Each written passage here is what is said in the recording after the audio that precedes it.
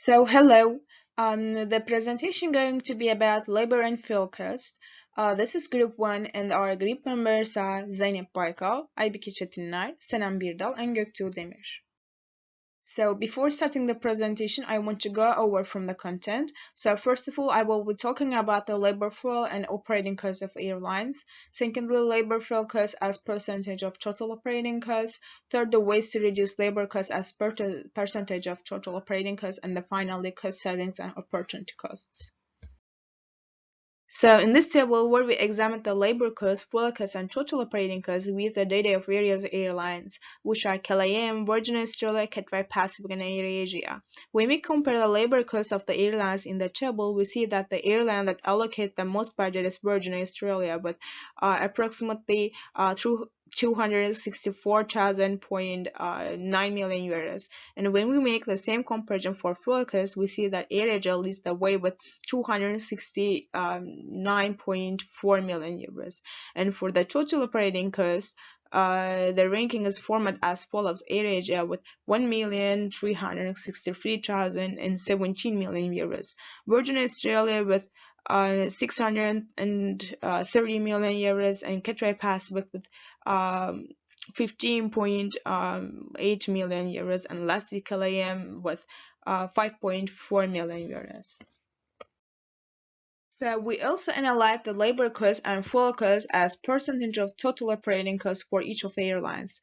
And as can be seen for KLM, we can see that fuel cost is 20% of the total operating cost, while labor cost is 42% of total. And in the Virgin airline, we see that data closer to each other. Fuel cost is 34% of the slice, while labor cost is 42% of slice. And for the Cathay Pacific, 19 of the total operating cost is made by fuel cost, and 27% of is made up by the labor cost. And lastly, in the AirAsia, labor cost is 17% and fuel cost is 20% of total operating cost. In order to maximize the profit at the end of the year without distinguishing between low-cost carrier and full-service carrier, every airline company tried to do their best with reducing the labor cost and fuel cost. While reducing the fuel cost in the aircraft side, airlines can not only use the fuel hedging but also can use the produced aircraft for flight operations. And for the management side, airline companies can operate at a lower index.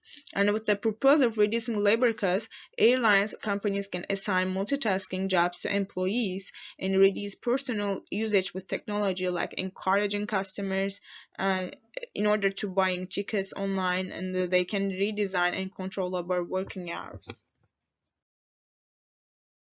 Case, we assume that as a manager of an airline, we can influence 1% of labor and fuel costs. And as an airline company, we plan to use these savings as making full hedging contracts for saving money.